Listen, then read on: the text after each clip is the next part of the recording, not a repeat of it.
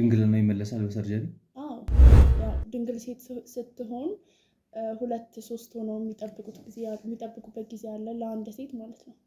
ታሞቹ እነዚህ ትልልቅ ሰዎች የተባሉት ደግሞ ድንግል ሴት ሲያገኙ ያው ገንዘባቸውንም አይሰስቱም። አንቺ አሁን ከ10 ጊዜ በላይ ድንግል ሆነሽ እንዴት ነው እየነገርሽኝ ያለሽው? እና በሕክምና ይመለስልን ነበረ ድንግልናችን። አሁን ቅድም እንዳልኩ ኖርማል ስንሰራ እስከ 50,000 እስከ 60,000 ድረስ ይከፈልናል እና ድንግል ሴት ስትሆን ደግሞ እስከ 200,000 ምናምን ይሰጣል። አንደኛው ሱስ ለመደብ እና ያው ሳሚም ያመጣል። ከዚህ በላይም ቁጭ ብሎ ተጨማሪ ህመም መስማት አልፈልግም። አቤላም እንግባ ሲለኝ ትንሽ እየተቃወምኩት እየተጋጨሁ ነው የነበረው ከሱ ጋርም በዚህ ነው። ምንም ሴንስ የሚሰጥ ነገር አይደለም። ጫካ ድረስ ለምን ይሄዳሉ? በጣም ያው አንተ ገርሞ ሊሆን ይችላል ግን በጣም ሲምፕል ነገር ነው ለኛ። ፊት ለፊት ባራም ብለ ይገደሏት እኛ ፊት ማለት ነው። አንደኛውም ጓደኛችን ከፎቅ ላይ ራሱን ፈጥታ ገድላለች። እኔ ያደርኩት አሁን ትናንትና ነው የመጣ ነው እዚህ ቦታ ላይ ያደርኩት አዳር ግን የልጅነት የሚያስታውሰኝ በፊት የነበርኩበትን ቦታ ቤተሰቤ ላይ የነበርኩበት ነፃነት ነው የተሰማኝ። ለምን እንደመረጡን አናውቅም፣ የምናውቀው ነገር የለም። ግን ያው እኛ ወደዚህ ስንመጣ የመጣንበት አንደኛ እዛም ያለው ነገር ጦርነትም ነበር ምናምን፣ ቤተሰብም ችግር ላይ ነበረ። ሁሉም የሚበላውን ሲያጣ ምናምን ድንግልናችንን ይመልሱታል። ያ ደግሞ ገንዘብ ለነሱ ብዙ ገንዘብ ያስገኝላቸዋል። ነፃነት እንኳን የለንም። ያው እንዴት ነፃነት ይኖረናል? እኛ ብቻ አይደለንም፣ ሌሎችም ልጆች አሉ ከኛ ጋር ተመሳሳይ ስራ የሚሰሩ ወንዶችም አሉ ሴቶችም አሉ። ከቤትም ስትወጡ እኮ እንደነገራችን ከሆነ በጥቁር መኪና ነው የምትወጡት። ከዛ ጫካ ውስጥ ሄዳላችሁ። ጫካ ይወስዱናል ማለት ልብስም እዛ ነው የምንቀይረው። የሚያዘጋጁንም ፀጉራችንንም ፊታችንንም የሚቀባቡ የሚያስተካክሉን ሰዎች እዛ አሉ ጫካ ውስጥ። እዛው ጫካ ውስጥ ነው። ግራ ያጋባኝ ነገር አለ። ምናልባት ሴቶችን እንደዚህ የተለመደ ነገር ነው። ወንዶችን ግን ለምንድን ነው እንደናንተ አይነት ስራ ነው የሚያሰራቸው? ወንዶችን ቁጭ አድርገው በቃ ማለት የሆነ ሰላም ይሰማኛል። ነፃነት እንዳለኝ የሚሰማኝ ሰዓት ያቺ ሰዓት ናት። ከሱ ጋር የምወጣበት ሰዓት የመጣ ነው። እኛ ብቻ አልነበርንም፣ ደላላ ነበረ ያመጣን። ያው እዚህ ስራ አለ ወደ አረብ ሀገር የሚልኩ ሰዎች አሉ ብሎ ነበረ ያመጣን። ሲያመጣ ይቅርታ ግን ያው በእናንተ ቋንቋ ላውራ ብዬ ነው እንጂ እኔ እንደ ስራም አልቆጥረውም። ይሄ በጣም ቆሻሻ ነገር ነው። ባትገቡበት የሚመረጥ ነገር ነበረ። ከኖርማል ግንኙነት ያለፈ ነገር ነው የሚያደርጉት እና ለዛም ይመስለኛል እንደፈለጉ ለማድረግ ይመስለኛል በእኛ እድሜ ላይ ያሉ ልጆችን የሚፈልጉ። ያው እኔ ስራው ተመችቶኝ ነው የምሰራው እንዳልኩ ማለት የጀመርኩት ህይወት አለ ስለ እዚህ ቦታ ላይ የሚያደርሰን የሚያመጣ ነው የሚወስደን ልጅ አለ ከነሱ ትዕዛዝ የሚቀበል ልጅ። ያው ከሱ ጋር የፍቅር ግንኙነት ጀምረናል ከኔ ጋር ማለት ነው። እንደሚወደኝ ይነግረኛል። ከዛ ደግሞ ያው እንደዚህ አይነት ስራ ውስጥ ዋና ወስዶ የሚሰጠን እሱ ነው። ድንገት ማስኬድ መንገድ ካለው የተበላሸ ከሆነ አይናችንን አስረውን ነው የሚወስዱን። ምንም ነገር አንደረግም። ያው አይናችንን ታስረውን ራሱ በጣም ጥበቃ ይደረግልናል። በጥንቃቄ ነው። በጣም ቁጥጥር አለው። ሰላም ጤና ይስጥልኝ። እንደምን ዋላችሁ፣ እንደምን ቆያችሁ፣ እንደምን ከረማችሁኝ ውድ የማዕበል ቤተሰቦች። እንግዲህ ዛሬም እኔ ወንድማችሁ ቴድሮስ ተመልሼ መጥቻለሁ። ዛሬ ደግሞ በትላንትና ቪዲዮአችን ላይ እንግዲህ እንደተመለከታችሁት ከአቤላ ጋር ጫካ ውስጥ በነበርንበት ሰዓት ላይ ከኛ እጅ አምልጠው ሁሉን ነገር ጠቅልለው ከሄዱ በኋላ ተመልሰው እኛ ላይ ጥቃት ለመሰንዘር ሞክረው ነበረ።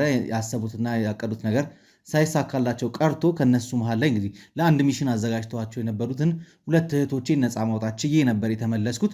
ከዛ በኋላም ከአቤላ ጋር በነበረን ቆይታ እንግዲህ ወንድማችንንም ካተረፍነው በኋላ የተወሰኑ ነገሮች ጫካ ላይ ቁጭ ብለን የመጀመሪያ እርዳታ እንዲደረግለት አደረግን። ልጁ ብዙ ድብደባም ደርሶበት ነበር፣ ብዙ ጉዳቶችን አስተናግዶ ነበረ። ያም ቢሆን ግን ታማኝነቱን ለእኛ ሲያረጋግጥልን ስለቆየና አሁንም ደግሞ ያለበት ሁኔታ ቀጥታ ማወቅ አለብን። ምክንያቱም ከሱ ምን አይነት መረጃ ተቀብሏል የሚለውን ነገር ለማወቅ ጥረት እያደረግን እዛው ጫካ ላይ የተወሰነ ቆይታ ለማድረግ ጥረት አድርገን ነበረ።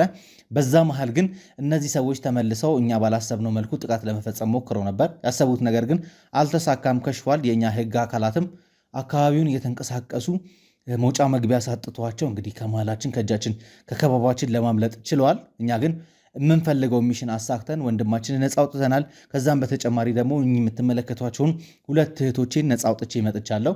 ስለዚህ እነዚህን ልጆች የግዴታ እንግዲህ ማረፍ አለባቸው ብለን ስላሰብን ለጊዜው ገስት ሃውስ ነገር ውስጥ ቁጭ አድርገናቸው ነው ያለነውና ከነሱ ግን ብዙ ነገር መስማት እንችላለን፣ ብዙ ነገር ያውቃሉ ብዬ አሰብኩኝና ድንገት መጥቼ የነበሩበት ቦታ ላይ ከነሱ ጋር ቆይታ ማድረግ ፈለግኩኝ። ዛሬ ከነሱ ምን እሰማለሁ፣ በምን ላይ ነበሩ፣ እንዴት ወደዚህ ስራስ ሊገቡ ቻሉ የሚለውን በዚህ ቪዲዮ ላይ እናገኘዋለን ብዬ ተስፋ አደርጋለሁ። ሁልጊዜም እንግዲህ እንደምነግራችሁ ቪዲዮን ከመጀመራችሁ በፊት ላይክ ማድረጋችሁን አትርሱ። ለወዳጅ ዘመዶቻችን እንዲዳረስ ደግሞ ሼር እያደረጋችሁን ታበረታቱኝ ፈልጋለሁ። የእኔ ፎሎወር ሆናችሁ እንግዲህ ቃቤልን እየተከታተላችሁ ያልሆናችሁ ካላችሁ እዛም እየሄዳችሁ የእሱን ቻናልም እንድትከታተሉልኝ እፈልጋለሁ። ፍትህ ሾውም ማዕበልም ዞላቲውም እንግዲህ በጋራ ብዙ ነገሮችን እየሰራ እንገኛለን። እኛ የምንሰራቸውን ስራዎች እናንተ ማጠናከርም መደገፍም ትችላላችሁና ቻናሉን በተቻላችሁ መጠን ለወዳጅ ዘመዶቻችሁ ሼር በማድረግ እንድታሳድጉልን እንጠይቃለን። እንግዲህ ቀጥታ ወደ ፕሮግራሜ ልግባና ከእህቶቼ ጋር መጀመሪያ ትውውቅ እናድርግ። አሁን ያሉበትንም ትላንትና ከነበሩበት ኮንዲሽን አሁን ያሉበትንም ኮንዲሽን ማወቅ እፈልጋለሁና እስኪ ትላንትና ጫካ ላይ ስናገኛችሁ የነበረውን ድባብ ታስታውሱታላችሁ። ትንሽ መደናገጥም ነበረ። ያ ሁሉ ግርግር ነበር፣ ሩጫ ነበረ፣ ተኩስ ነበረ። ያ ሁሉ ነገር እንግዲህ አልፈን ነው ዛሬ ላይ እንግዲህ እንደዚህ ቁጭ ብለን ልናወራ የቻልነው። ትላንትና እናንተ እንደተከፋችሁም እየነገራችሁኝ ነበረ። ግን በግልጽ መጥቼ እናንተ ማወቅና መጠየቅ የፈለግኩት ነገር ምንድን ነበር ሲሰማችሁ የነበረው? ምንድን ነው እየሆነ ያለው? ትናንትና በጣም ፈርተን ነበረ። ከዛ ጉድ እንዴት መውጣት እንዳለብን በጣም ፍራቻ ውስጥ ነበርን። ያው ከዛ ውስጥ አንተም ስላወጣን በጣም እናመሰግናለን። በጣም ፍራቻ ውስጥ ነበርን። ምንድን ነበር ሲያስፈራችሁ የነበረው? እናንተ ለአንድ ሚሽን ተዘጋጅታችሁ እንደነበረ ነው ትናንትና የነገራችሁኝ። እንደተለመደው ሁሉ ጊዜ እንደምታደርጉት ነገር ነው ወይስ ሌላ ወጥ ያለ ነገር ነበረ? ትናንትና በጣም ያስፈራ ነበረ። በጣም ፍራቻ ውስጥ ነበርን። ከዚህ ውስጥ እንዴት መውጣት እንዳለብን በጣም ትግል ውስጥ ነበርን። በጣም ያስፈራ ነበረ። እንግዲህ ያው አሁን ላይ ግን ከዛ ውስጥ ወጠን እዚህ ላይ ደርሰናል ማለት ነው። ምንድን ነበር እስኪ ትናንትና የነበራችሁ ስሜት? ማለት የሚያስደነግጡ ነገሮች ነበሩ። እኔም ያልገባኝ የነበረ ብዙ ነገር አለ። ማለት ፖሊስን መስላችሁን ነበረ። ያው እኛ ከምንሰራው ስራ ጋር ህጋዊ ነው ብዬ አላስብም። እኛ የምንሰራውን ስራ እንዴት ማለት እኛ የምንሰራው ስራ ሀብታሞችን ነው እንትን የምንለው፣ ሀብታሞችን ነው የምናገኘው። የምንሄድበትን ቦታ እኛም አናውቀውም። ያው ተከፍሎን ነው የምንሄደው። ያው እሱ ህጋዊ ነው ብዬ አላስብም። እና ፖሊሶችን መስላችሁን ነበረ። ያው ስናደር ስንረጋጋ ነው ወደ ራሳችን መመለስ የጀመርነው። በጣም አስፈሪ ነበረ ትናንትና። ያው የእናንተም የነሱም እንትን ስለነበረ እዛ ጋር እኛ ምንም የምናውቀው ነገር አልነበረም በሰዓቱ። እንደዛ አይነት ነገር ይፈጠራሉም ብለን አይደለም የወጣ ነው። ያው እኛ ለስራ ነው የወጣ ነው። ከዚህ በፊት የተለመደ ነው። በዛ ማለት በየትኛውም ጊዜ ለስራ ልንወጣ እንችላለን።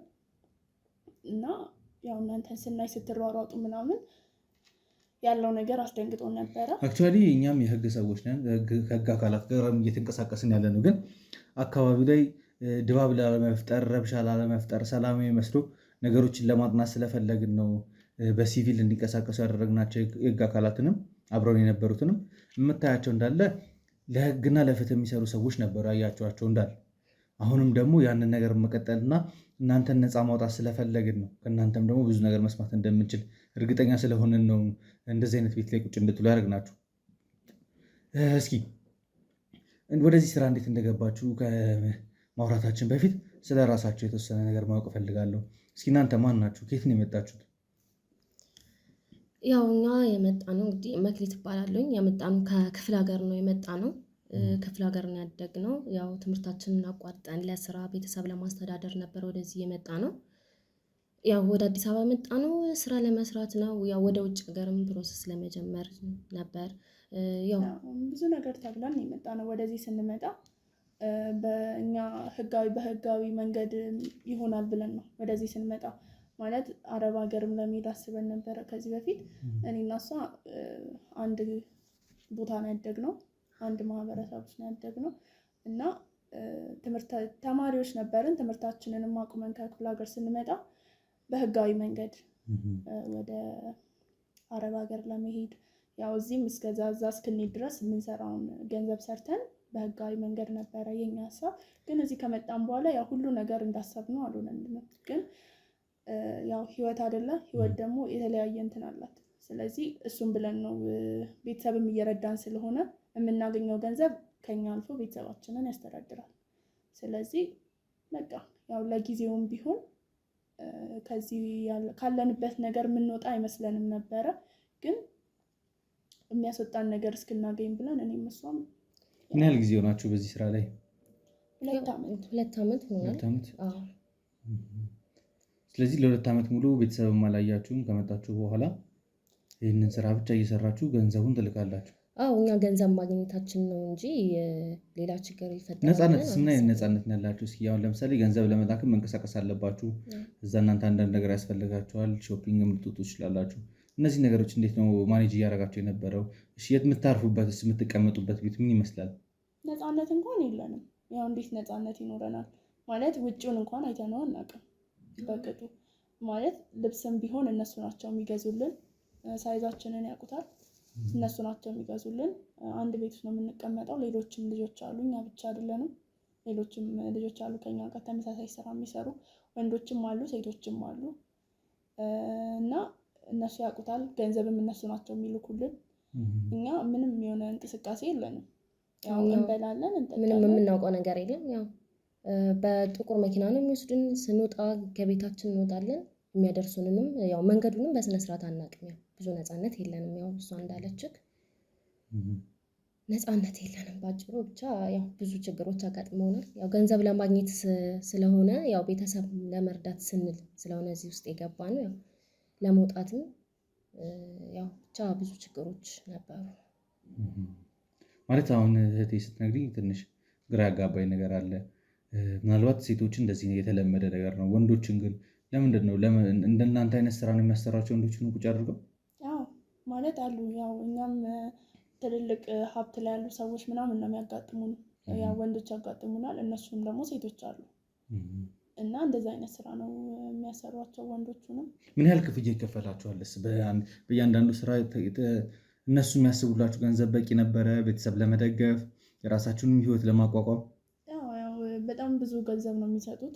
የምናገኛቸው እነዚህ ሀብታም የተባሉ ሰዎች፣ ባለስልጣን የተባሉ ሰዎች እነሱ በጣም ብዙ ገንዘብ ነው የሚሰጡት። ያው እነሱ የሚሰጡት ገንዘብ ከነሱ አልፎ ነው እኛ ጋር የሚተርፈው። ማለት እኛና እነሱ መሀል ካሉ ሰዎች አልፎ ማለት ነው። ስለዚህ ብዙ ገንዘብ ነው የሚሰጡት። ያው በትንሹ እስከ 50,000 ምናምን እናገኛለን በአንድ ስራ ማለት ነው። ይቅርታ ግን ያው በእናንተ ቋንቋ ላውራ ብዬ ነው እንጂ እኔ እንደ ስራም አልቆጥረውም። ይሄ በጣም ቆሻሻ ነገር ነው። ባትገቡበት የሚመረጥ ነገር ነበረ። ያው እኛም ፈልገን አይደለም። እስኪ ከክፍለ ሀገር ስትመጡ ማን ያመጣችሁ? እንዴት ነው የተመለመላችሁት?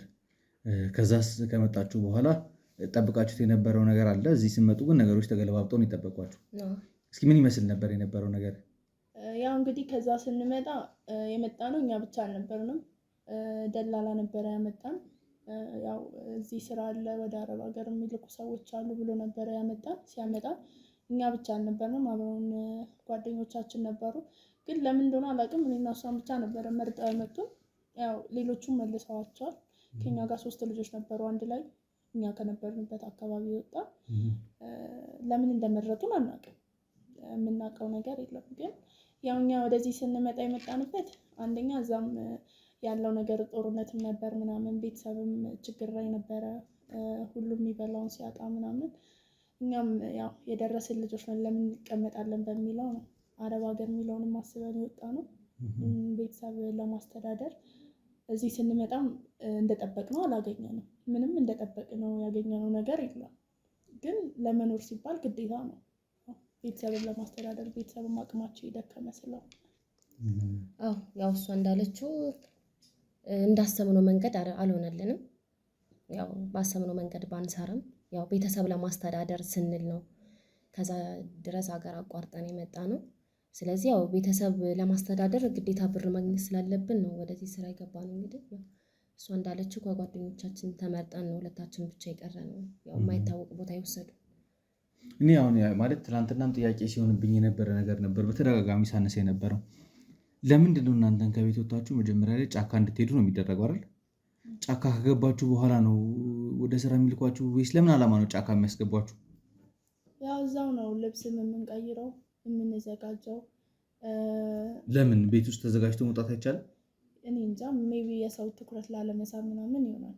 ከቤትም ስትወጡ እኮ እንደነገራችን ከሆነ በጥቁር መኪና ነው የምትወጡት። ከዛ ጫካ ውስጥ ሄዳላችሁ? ጫካ ይወስዱናል። ማለት ልብስም እዛ ነው የምንቀይረው። የሚያዘጋጁንም ፀጉራችንንም ፊታችንንም የሚቀባቡን የሚያስተካክሉን ሰዎች እዛው አሉ ጫካ ውስጥ። እዛው ጫካ ውስጥ ነው እኮ እሱ ነገር። ቤት ውስጥ ቢያልቅ እኮ ስትወጡ መኪና ካለ ምንም የሚያሳምን ነገር አለ። ለምን ጫካ ላይ እንደሚወስዳችሁ ግራ ስለገባኝ ነው። እሱን እኛም የምናውቀው የመጠየቅም መብት የለንም። እስኪ ምናልባት ለየት ያለ ነገር የምታዩት ነገር ካለ እዛ ጫካ ውስጥ ያያችሁት ወይ ነገር? ያው እንግዲህ እኛ ምንም የምናውቀው ነገር የለም። ከቤት ያስወጡናል። ከቤት የምንወጣው እንዳልከው በጥቁር መኪና ነው። ወደ ውጭ እንድናይ አንደረግም። ከቤት ወጥተን መኪና ውስጥ እስክንገባ ያለችባት ሰዓት ብቻ ነው ውጭዋን የምናየው፣ ብርሃን ራሱ የምናየው። ከዛ በኋላ ያው ይወስዱናል። መኪናው ጫካ ይገባል። አንዳንድ ጊዜ ወርደን ራሱ ወደ ውስጥ እስክንገባ ድረስ መኪናው ድንገት ማያስኬድ መንገድ ካለው የተበላሸ ከሆነ አይናችንን አስረው ነው የሚወስዱን። ምንም ነገር እንድናይ አንደረግም። ያው አይናችንን ታስረን ራሱ በጣም ጥበቃ ይደረግልናል። በጥንቃቄ ነው። በጣም ቁጥጥር አለው እና መኪና ያው እንትኖቹ እነዚህ ባለሀብቶቹ ራሱ አያምኗቸውም። እነሱ ሙሉ ለሙሉ ስለማያምኗቸው ከመኪና ወደ መኪና ነው የሚቀይሩን። ተመሳሳይ መኪና ነው ግን ከመኪና ወደ መኪና ነው የሚቀይሩን። አንዳንዴ ውጭው ራሱ የሚያሳይ ከሆነ እንዳልኩ ቅድም አይናችን ይታሰራል ቦታ ላይ እስክንደርስ ድረስ። ስለዚህ ምንም የምናየው ነገር የለም።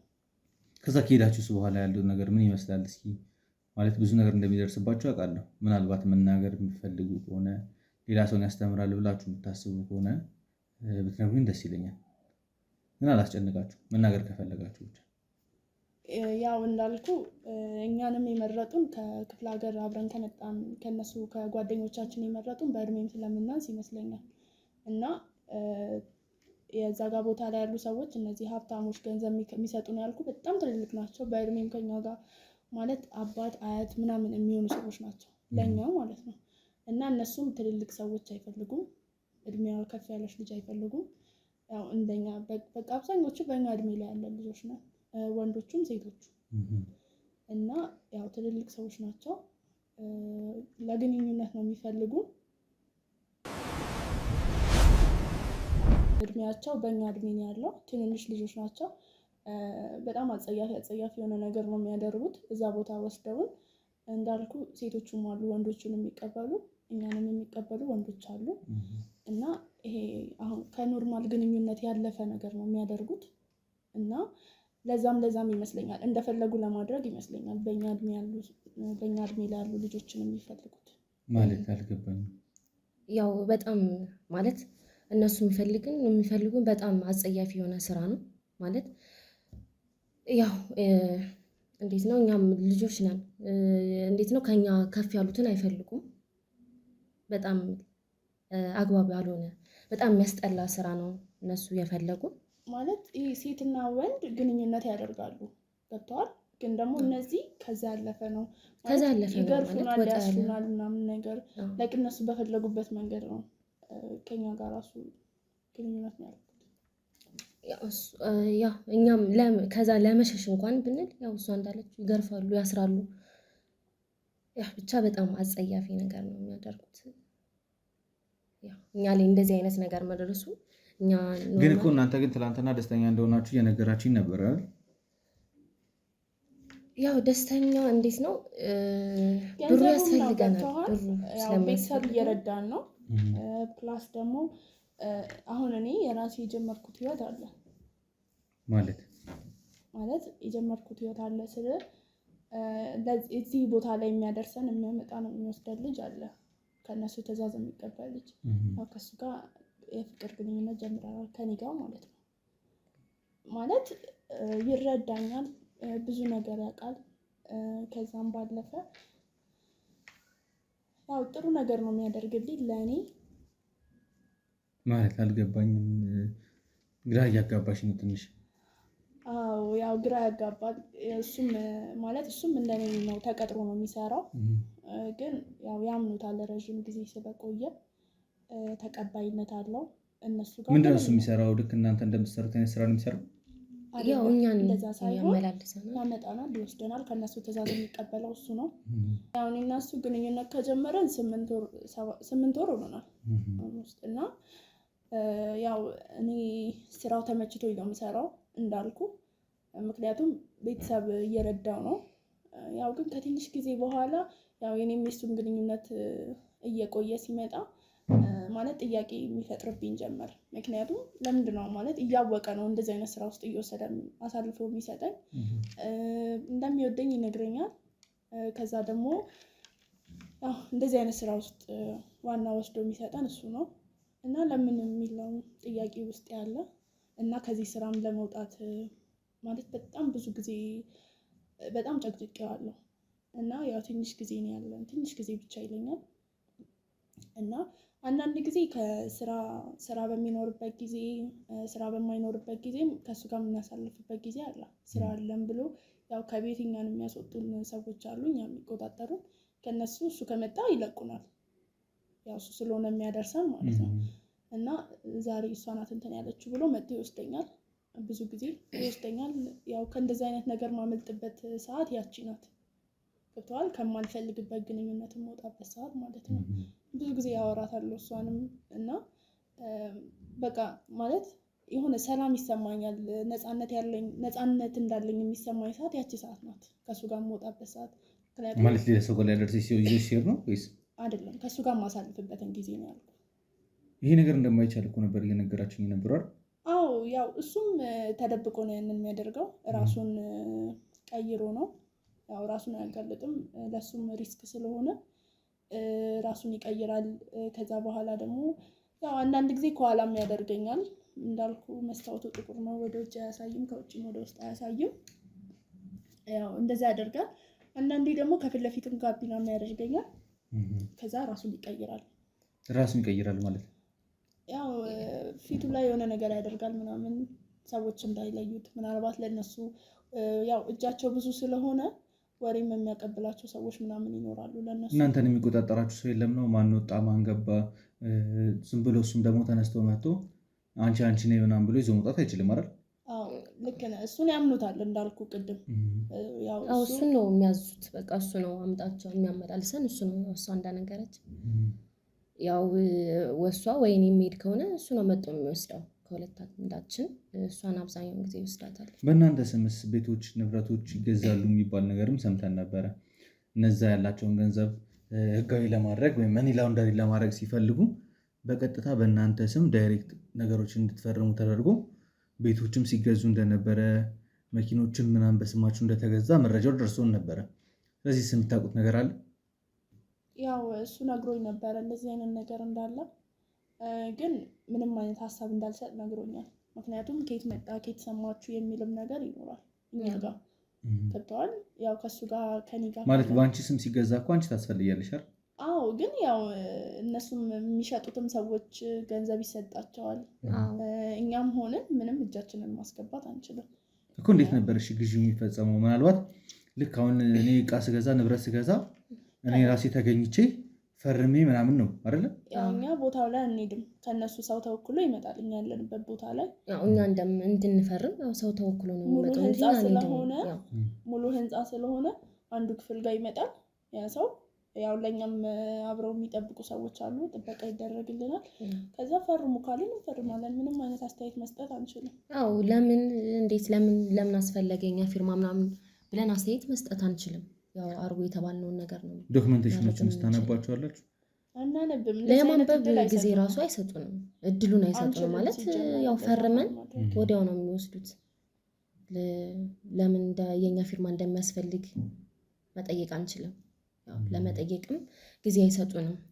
ያው እንደመጡ ያው ፈርመን መስጠት ነው የኛ ጊዜ ብቻ ሳይሆን መብትም የለንም። ገብተዋል። ቅድም እንደነገርኩ ነፃነት የሚባል ነገር የለንም። ያው እኔ ትንሽ ጊዜ የሚሰማኝም ነፃነት የሚባለው ነገር የሚሰማኝ ከሳሚ ጋር ሲሆን ነው እና ምንም አይነት ነፃነት አይሰጡንም። እንደዚህ የማንበብ አይደለም ፈርሞ ዞር ከማለት ውጭ ትኩረት ከሰጠነው ራሱ እንመታለን። ሌላ ችግር ነው የሚያመጡብን። ያው ያ ነገር ደግሞ እኔ ግን በጣም ደስተኛ ሆናችሁ የተሻለ ቦታ ላይ ቁጭ አድርገዋችሁ ከዛ ለስራ ስትፈለጉ ብቻ እየተደወለላችሁ ከዛ ሄዳችሁ ልብሳችሁ ቀይራችሁ ስራ የምትሄዱ ነበር ይመስለኝ። እና ጫካ ውስጥ በእናንተን ጫካ ውስጥ ይዞ መግባት ምንም ትርጉም እየሰጠኝ አልነበረም። ምናልባት እነዚህ ሰዎች ሆን ብለው እኛን ወጥመድ ውስጥ መክተት ካልፈለጉ በስተቀር ጫካ ውስጥ በምንም አይነት መንገድ የሴቶች ዝውውር እዛ ጋር የሰዎች ዝውውር ይካሄዳል ብዬ አላስብም ነበር። እኔ አቤላም እንግባ ሲለኝ ትንሽ እየተቃወምኩት እየተጋጨሁ ነው የነበረው ከሱ ጋርም። በዚህ ነው ምንም ሴንስ የሚሰጥ ነገር አይደለም። ጫካ ድረስ ለምን ይሄዳሉ? ምክንያቱም እኛ የምንሰማቸውና እስካሁን ድረስ የምናውቃቸው ታሪኮች አሉ፣ ብዙ ታሪኮች። እንደዚህ አይነት ስራ ላይ የተሰማሩ ሰዎች አሉ። ሆን ተብሎ ሴቶችን እንደዚህ አጥምደው የተሻለ አቋም አላቸው የተሻለ መልክ አላቸው ምናምን ብለው የሚያስቧቸውን ሰዎች የሚጠቀሙበት መንገድ አለ።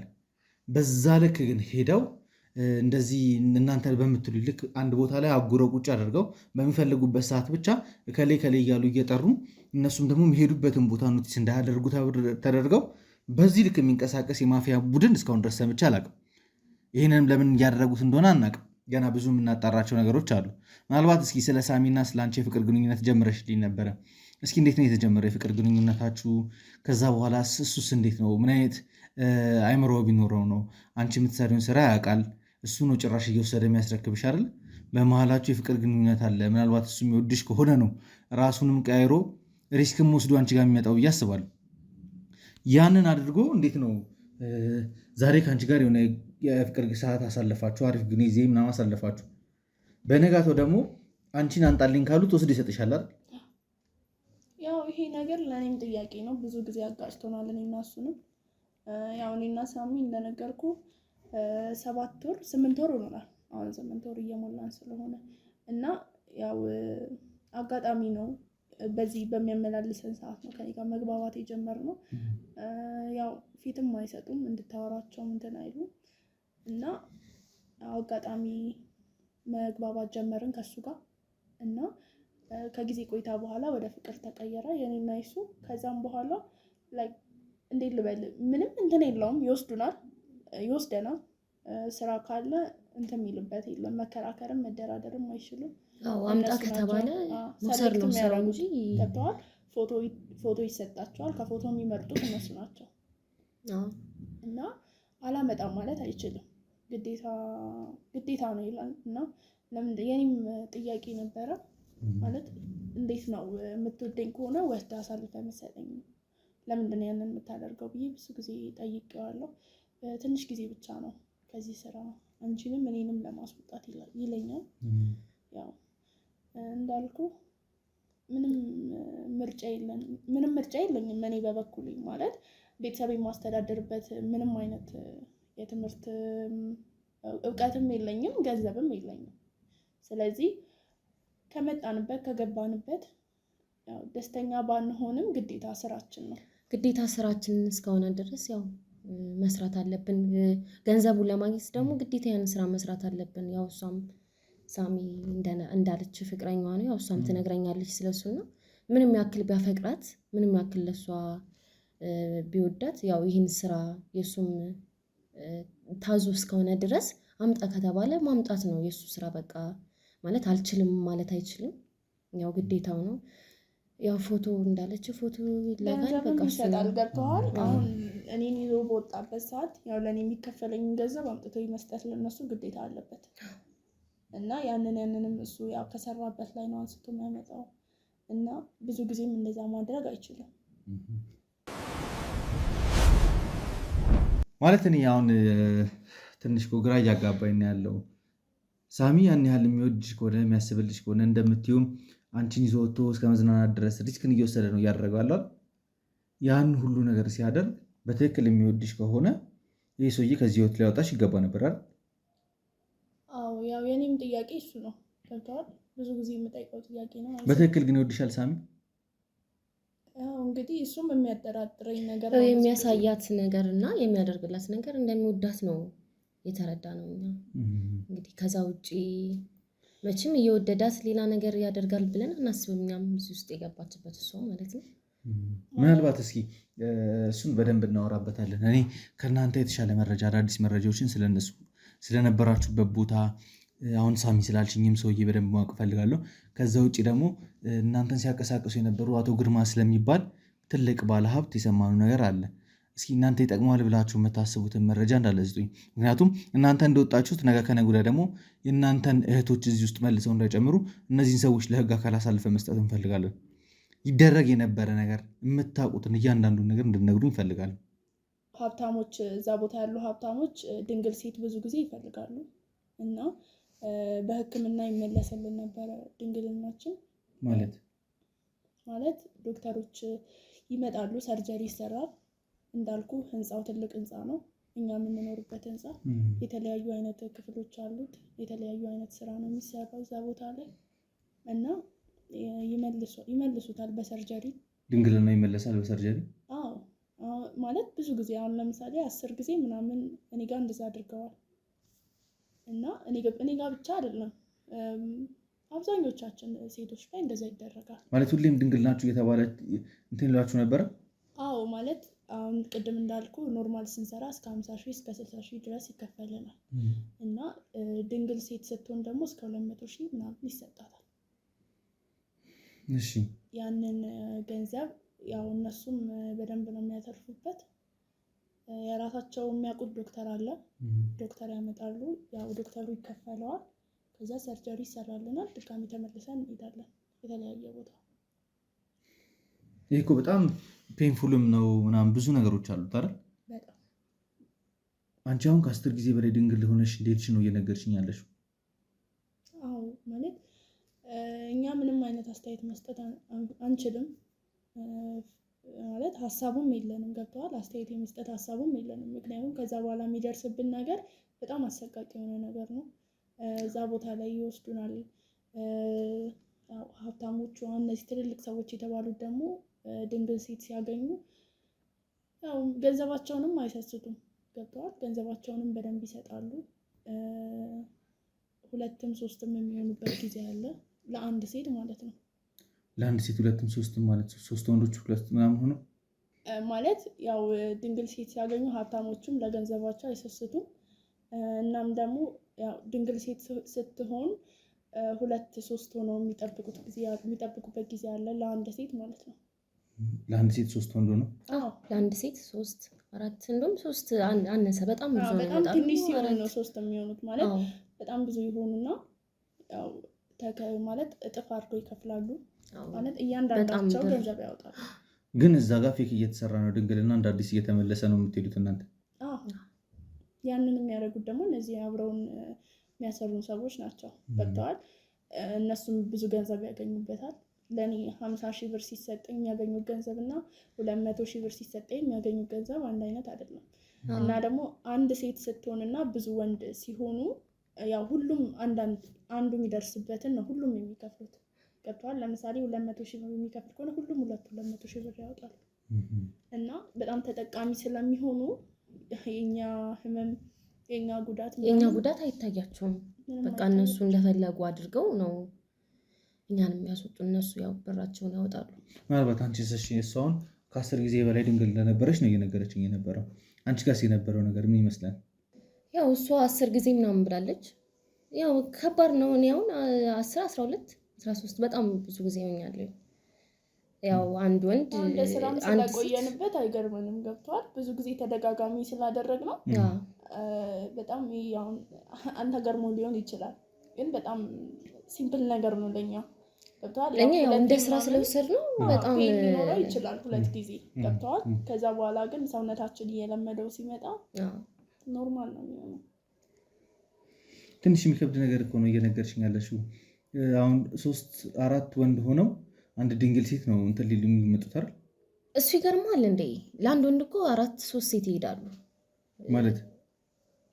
ማለት ያው እንደፈለገ ነው ሊያደርገን የሚችለው። ገንዘብ እስካለው ድረስ እንደፈለገ ነው ሊያደርገን የሚችለው። ገንዘብ ነው የሚከፍለው፣ ገብተዋል። ይሄ ሰውዬ እና የፈለገውን ያክል ሴት መውሰድ ይችላል። ማንም አሁን እስከፈለገው ድረስ መጠቀም ይችላል። ያው በገንዘብ ስለሆነ ጨዋታቸው እንግዲህ ያው ግን እናንተ ታዲያ እንዴት ነው ህሊናችሁ እንደዚህ አይነት ነገሮችን ተቀብሉ? ማለት የሚከብድ ነው። አማራጭ እንደሌላቸው አውቃለሁ፣ ግን አማራጭ የለንም። በተጨማሪ ደግሞ የሚሰጡንም አደንዛዥ እጽ አለ።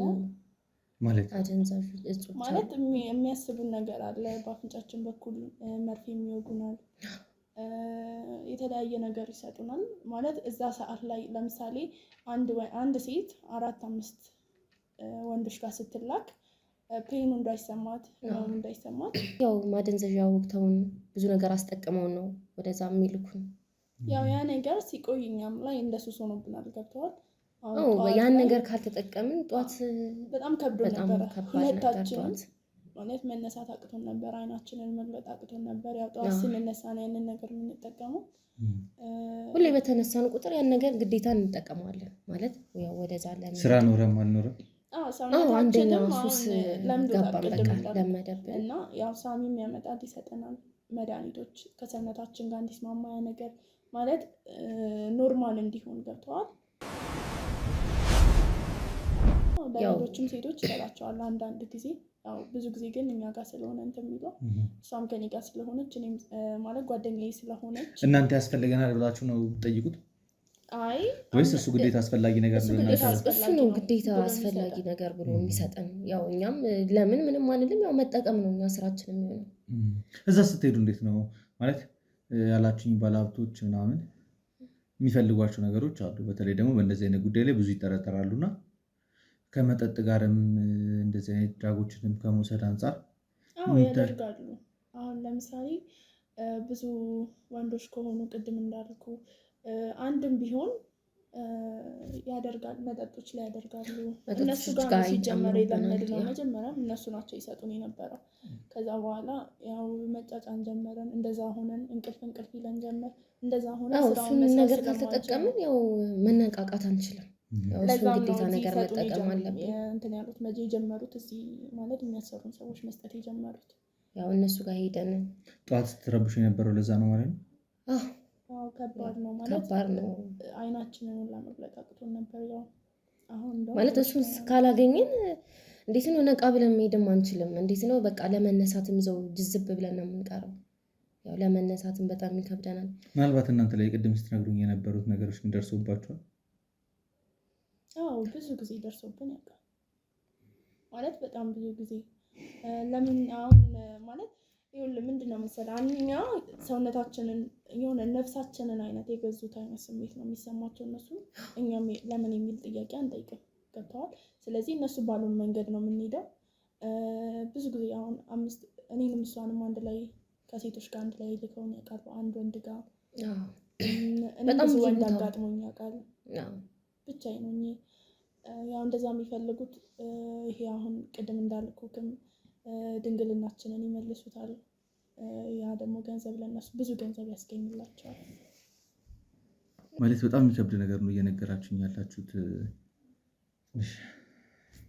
ማለት በጣም ከባድ ነው። አሁን እኛ ብዙ ጊዜ ምንም የምንጠይቀው ነገር የለም ቦታው ላይ በጣም ፍራቻ አለን እና ያንንም እንድንሆን ያደረገን እኛ መሀል አብረውን የመጡ 2 ልጆች ነበሩ። ማለት ከክፍለ ሀገር ሳይሆን ከኛ ከነበርንበት ቦታ ሳይሆን ከሌላ ቦታ አብረን አዲስ የገቡ ልጆች ነበሩ እና ያው ብዙ ጥያቄ ሁላችንም ጥያቄ አለን፣ ግን ጥያቄ መጠየቅ አንችልም።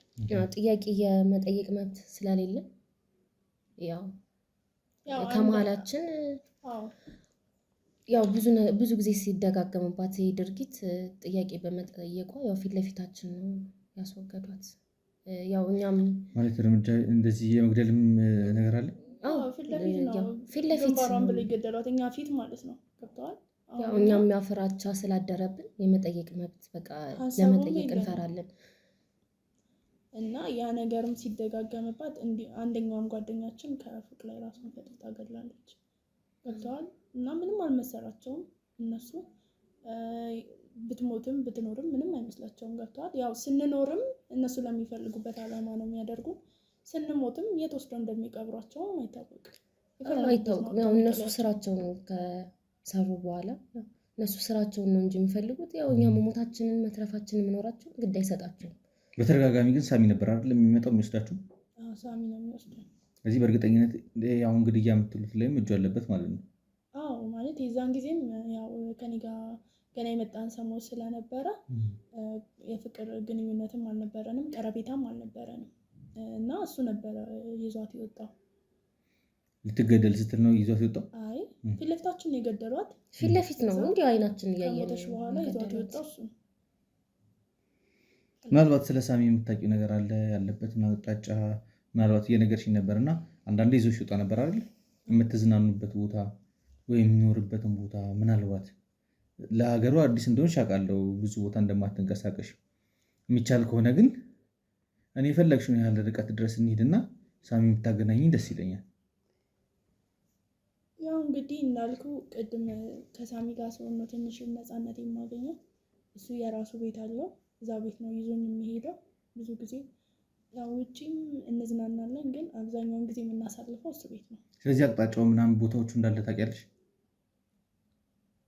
ግን ያው እሱ ነገር ደግሞ በጣም ከባድ ነው ታውቃለህ። እኔ ለአንተ አልነግርህም፣ ከባድ ነው። ግን ማለት አልገባኝም።